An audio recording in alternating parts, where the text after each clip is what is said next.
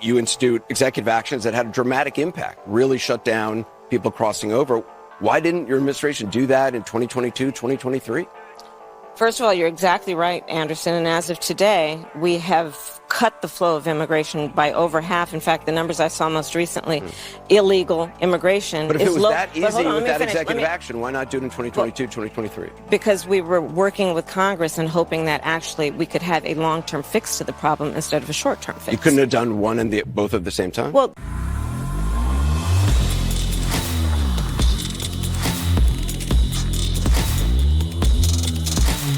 This video is brought to you by TatumStore.com, TatumStore.com. Make sure you get the Dark MAGA if you want one of these merch items. We also have our yard signs back in stock. We're going to order even more because we just saw that once we sold out, 200 plus people wanted another yard sign. So we're going to order some more yard signs. Stay tuned on that. Get you some Dark MAGA merch, and we have a bunch of other stuff that we've released. Discount code will pop up here. Links are in the description section. Like and subscribe to the channel. Let's get into this. Ladies and gentlemen, come on, bro. Kamala Harris is taking a massive L. This has got to be probably the worst performance out of any candidate running for office in United States history. And when I say worst performance, it's because she's underperforming when she has everything on her side. The media is on her side. Every celebrity that you know that's prominent. If you add all the celebrities together, it's probably like 10 billion people worth of followers. I mean, you got, well, there ain't even 10 billion people in the world, but you get what I'm saying. Billions of followers amongst all of the people who are influencers and celebrities that she's conjured up to lie for her on all kind of platforms and programs and podcasts, and also they're endorsing her at her events. Got Lizzo, big self out there, heavy, big mama Lizzo. I'm so proud to be from this city. You know, they say if Kamala wins, then the whole country will be like Detroit. Like Detroit, resilient like Detroit. You got Eminem, washed up rapper Eminem. It's dedicated. Detroit. What up, though? And you got all these other crazy people. But the thing that's really beating the brakes off of Kamala Harris is that she cannot answer a question whatsoever related to anything that she's proposing that she's going to do. Now, I said this in a lot of my other videos. I'm enjoying this. I have my popcorn out. I put a little butter on it, and I'm enjoying this like I'm watching a horror movie. Because when I just like the fact that the cream rises to the top and that you cannot do nefarious things without God holding you accountable. And I think that they tried to hoodwink us with Joe Biden, with the election in 2020. Then they put this fool in there, just put her in office. I mean, they literally put her as the candidate. Nobody voted for her. And now we're seeing the fruits of their labor of poison. And this, just so a little bit of context here, this is the CNN town hall with Anderson Cooper. And so this is how she performed at probably her last dialogue with the public in an open forum like this. And this is how she performed. Roll the clip. What weaknesses do you bring to the table, and how do you plan to overcome them while you're in office? that's a great question, Joe. Well, I am certainly not perfect, so let's start there. And I think that perhaps a weakness, some would say, but I actually think it's a strength, is I really do value having a team of very smart people around me who bring to my decision-making process different perspectives. My team will tell you I am constantly saying, let's kick the tire on that. Let's kick the tires on it. Time out. What is she saying? What is she saying? This is a word salad with no lettuce in it. What is she saying, bro? He asked, what was one of your weaknesses and something that you need to overcome? Ma'am, you haven't studied this?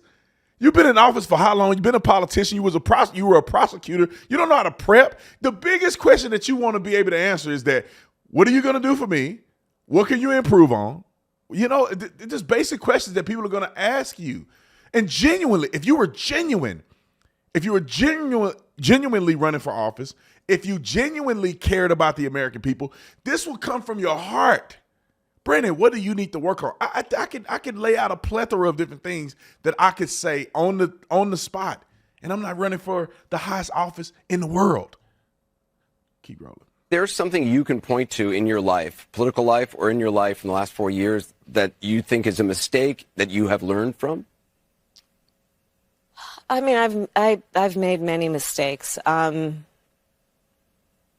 they range from, you know, if you've ever parented a child, you know you make lots of mistakes. Time out. Ma'am, you didn't parent a child. When you married your husband, his kids were grown. So what kind of parenting? This woman acting like she raised them kids from when they were babies all the way up, and you have mistakes that you make in the process of parenting over time. Ma'am, these kids are grown. What are you talking about? All right, go. To in my role as vice president, I mean, I've probably worked very hard at making sure that I am well versed on issues, and I think that is very important. It's a mistake not to be well versed on an issue and feel compelled to answer a question. So you've been in the White House for 4 years. You were vice president, not the president. But why wasn't any of that done the last 4 years? Well, there was a lot that was done, but there's more to do, Anderson. And I'm pointing out things that need to be done, that haven't been done, but need to be done. Thank you, Eric. And This is kind of cool, man. I like it because she is exposing herself. Ma'am, what are you saying? You haven't done this while you were in office. You didn't accomplish any of these things that you're proposing. Well, why isn't it? Well, Anderson, there's still things that need to get done that hadn't been done and need to be done. Yeah, that's why we need to elect Trump, because there's things that you should have did that you still ain't done. And that needs to be done, but you didn't do it. Ma'am, are you campaigning for Trump?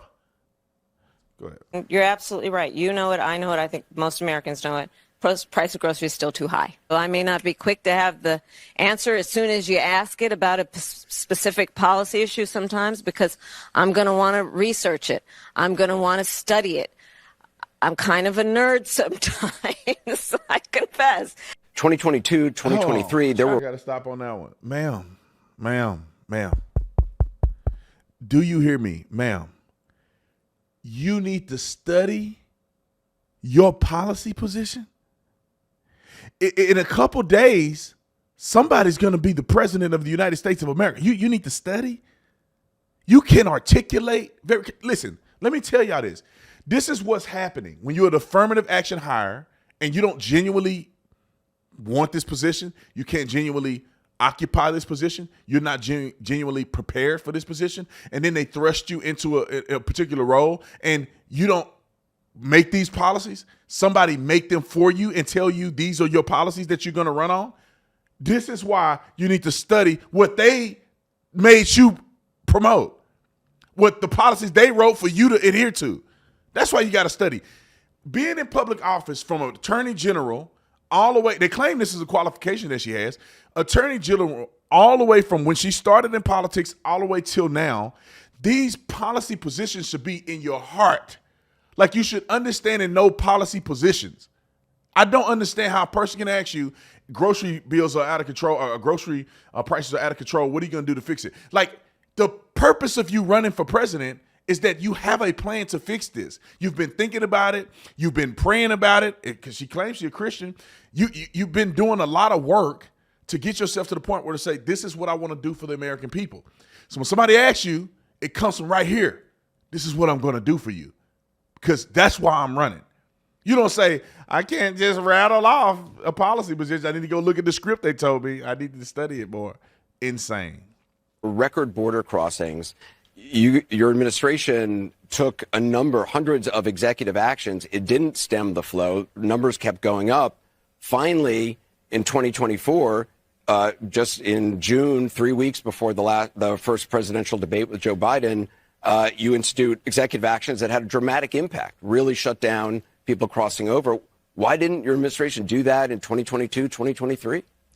First of all, you're exactly right, Anderson. And as of today, we have cut the flow of immigration by over half. In fact, the numbers I saw most recently, illegal immigration But if is it was low. that But hold easy on, with let me that finish. executive action, why not do it in 2022, 2023? Because we were working with Congress and hoping that actually we could have a long-term fix to the problem instead of a short-term fix. You couldn't have done one and both at the same time? Well, here's the thing. We have to understand that ultimately this problem is going to be fixed through congressional action. Is a border wall stupid? Time out. I got a comment.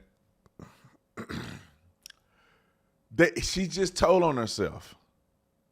They could have stopped the flow of immigration. Look how bad it has gotten. Look at how many people are here. Look at the drain on our system. Look at the Venezuelan gangs. Look at all the things that have been tumultuous as a result of tons of illegal aliens coming in our country.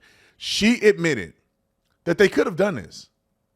But they say we're going to do nothing and hope and pray that Congress do something. That's not leadership. Leadership is saying we're going to put a temporary fix in place until they can negotiate a long-term fix. But we all know why they didn't do anything. She said the border was secured back in 2021, 2022. The border secured. It's all a lie. Donald Trump is just trying to find something to run on. It's all a lie. It's all a lie. It's all a lie. And then at the 11th hour during an election year, they want to finally act like they want to do something about it. Proposed legislation that got a whole bunch of garbage in it that they know Republicans aren't going to support. And so when Republicans reject it, they go, "You see, the Republicans don't want border security." Well, y'all could have did this a long time ago. Y'all could have proposed a bill a long time ago. Y'all could have used executive orders a long time ago. You did it now. Why? Because it's election season. And you know that you guys are losing on immigration in the election, so you going to pull a cat out of the hat. If the people weren't complaining about it and Donald Trump wasn't leading in this position, they would have done nothing. And we know that. Last clip.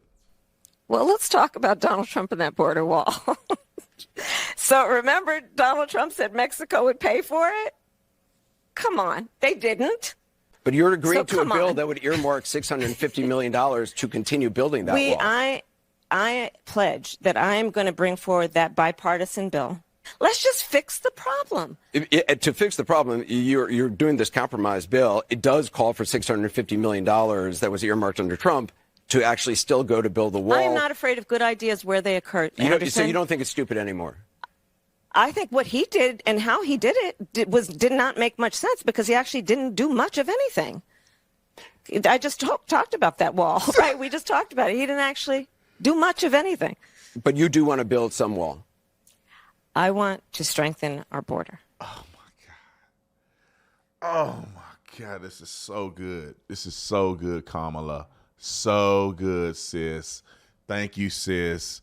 Thank you. I guarantee you she losing in the polls even greater than she was before. Ma'am, I had a conversation with a kid like this yesterday when I went to the University of Washington. I was on changed my mind, a little setup. Y'all see some video of it later. But I was on campus and the kid was arguing that Donald Trump's immigration policies are evil, and that's why I'm not voting for him. And because they're evil and they're wrong, and he's just evil. I said, well, do you support shutting the border? Yeah. Well, do you support illegal aliens who commit crimes getting deported? Yeah. Do you support building I don't know if I said this well, but do you support building a border wall? Well, yeah. That's what Kamala's doing. I said, well, Kamala's doing the same thing Trump is doing. Correct? So you just don't like Trump. That's why you don't want to vote for him on that policy. You're saying that Kamala's doing the same thing Trump is doing, but you like her and don't like him and they're doing the same thing. Admit to that. Yeah. Everybody laughed at him because the dude is disingenuous. He tried to say the policy positions of Kamala Harris is better. I laid out Trump's policy positions. He agreed with all of them. And then some of the policy positions Kamala Harris has now adopted. But he hates Trump enough to say, I'm not going to vote for him, I'm going to vote for her. And their policies are the same in his mind. It tells you these people are disingenuous. Now, let's go to another clip that we have of the media actually critiquing her finally because Anderson Cooper is probably going to be unalived himself. They're going to say he's going to unalive himself because he literally ruined her campaign. Her presidency is over after this interview. The people in the town hall that are asking her the questions that she could never answer, and then you got Anderson Cooper up there asking her real questions she can never answer. Brother, she's lost. She has lost. We need to go and put the nail in the coffin on her. Let's listen to these clips. Roll it. When she doesn't want to answer a question, her habit is to kind of go to word salad city. And she did that on a couple of answers. One was on Israel. Anderson asked a direct question, would you be stronger on Israel than Trump? And there was a 7-minute answer, but none of it related to the question he was asking. She doesn't have to be flawless, but she has to give you something. I mean, she's like a true double threat. You know, she's terrible on her feet when she gets unexpected questions, and simultaneously, she can't even answer the expected questions. It's nothing, nothing, nothing. You'd think she'd be prepared to do this by now. You know, what's a mistake you've made? Nothing. What's a weakness you have? Nothing. What's the first law you want to pass? Nothing. What's a policy difference between you and Joe Biden? Nothing. Over and over and over. Empty, empty, empty. If she were an animal, she'd be a duck-billed platitude. But look, it's a total word salad. Focused a lot more on Donald Trump, I think it's fair to say, than she did on many specifics in terms of what she would do as president. But she did go into some of her plans for small businesses. well, I'll just tell you what I'm hearing from people who I have been talking to, and that is that if her goal was to close the deal, they're not sure she did that. And, you know, some people have asked, is she being held to a different standard? Maybe, but that's maybe the world that she's living in. And on the question of who she is, people are understanding that a little bit more. But what she will do, the question about her legislative priorities, name one, there wasn't one. I think that the word salad stuff gets on my nerves. I think that some of the evasions are not necessary. But when she's talking about trying to get you a house, I believe her. Mm-hmm. Kamala Harris participated in a one-person debate last night, and she lost. Okay, she was asked direct questions, and she provided very circular answers. My colleagues Van Jones and David Axelrod and others noted that, you know, she provided word salad answers. And, you know, Anderson would ask her specifically direct questions, and she didn't provide an answer to them. When asked, Anderson asked the best question all night. Why didn't you do this 4 years ago? Why haven't you been doing this? 10-minute answer, didn't answer the question. So what she did last night, I don't think helped her cause at all. I think people were looking for, you know, how are you going to, you heard the one woman, how are you going to make my life better? That wasn't provided. Donald Trump bad is not going to get you to the White House. I hate to break it to her. I agree, 100%. You know, I think that Kamala Harris, like, so this is what happens. People hate Trump so much, they're going to vote for Kamala. They're not voting for her because they support her. Same thing with Joe Biden. The dude was trash. He didn't even campaign. Some people just hate Trump so much, which is rooted in a complete lie and deception from the media. Most of it is. Some things he do that people may not like about him, but most of it is they just making up stuff. He racist. He's Hitler. Like, that stuff is foolery. So they hate him enough to vote for her. The people that want to vote for Democrats are going to always vote Democrat. They don't care what. I mean, Jesus Christ could come down and sit in the church with them and say, look, don't ever vote for a Democrat. Thus saith the Lord. And these people will still vote for Democrats, and they'll give Jesus the middle finger and kick him out the church. Tell him and get online and say he's a heretic. So you got the people that do that. Republicans that do the same thing. Republicans will vote Republican. If Hitler was a Republican, some people would still vote Republican. And there's people that are knowledgeable and they say, look, the Republican Party offer more. That's why we're going to vote for them. And then you have the people in the middle that's saying, okay, I'm not committed to either side. I haven't done the homework to be committed to either policy position prematurely, whether you're Republican or Democrat. I want to hear what they got to say, what their plans are, and observe how they handle this moment in time. And I'm going to make my decision based on that. That group of people in the middle is what's going to change the election, what's going to sway the election for whoever wins. And I think that when the people evaluate, they see Donald Trump going to McDonald's. They see Donald Trump on all these podcasts that she would never go on. He literally is going on Joe Rogan, and she rejected Joe Rogan. I think the rejection of Joe Rogan is just as telling as how terrible she would be on Joe Rogan. Why would you reject going on the biggest podcast in the world? I think it's the world. I think Joe Rogan is the biggest podcast in the world. Why would you reject doing that and let your opponent get on the podcast? Because she know she will get her ashy butt eaten alive. I think Donald Trump is going to take a beating on that podcast a little bit. She will completely walk off the podcast and cry herself to sleep. That's how terrible she is. Donald Trump got some things he has to answer, and I'm hoping that Joe Rogan holds him accountable and be fair in the questioning. Don't just throw him softball questions. I don't want to hear that. I want to hear Donald Trump overcome challenging questions, explain some things that he probably needs to explain to the people, because the people that are in the middle need to hear that. They want to hear that, and they will benefit by hearing that. So I think that the people in the middle are going to look at Donald Trump and say, he's more relatable. I'm more confident that the dude could lead. And I'll say this too. People can call it sexism or not. A woman has a higher bar and a higher threshold to accomplish in order to be the president of the United States of America. Men exude leadership just on the premise of them being strong men, their posture, their language, the way that they participate and act in society, resume, all of that makes men appear to be a lot more qualified than women. But there are women who may be qualified. But the woman has to be bad. She got to be on her stuff. She has to be able to articulate her policy positions much better than Trump. She has to present as a strong woman. She has to have a strong family, a strong foundation. You can never let she can never sweat, if you know what I'm saying. You know, they say never let them see you sweat. She can't let anybody see her sweat. She has to have an impeccable track record for people unanimously to see a woman as a leader that can lead the entire world. Right now, Kamala Harris ain't that woman. And I don't think she can sit down with Netanyahu or any of these people and have a fruitful conversation. She literally talking word salad circles when she's asked softball questions about her running for office, which is all she's doing right now. She's not the VP. She's not doing anything for the government except making press conferences that Trump is Hitler behind the presidential seal. That didn't work. Anyway, y'all comment in the comment section. If we have some more of the debate of that town hall, maybe we'll link it. If CNN has it, we'll link it for you guys so you can watch the whole thing. I didn't get a chance to watch it. I mean, I didn't get a chance to play the whole thing, and if I did, this would be like an hour video. See y'all in the next one. I'm out.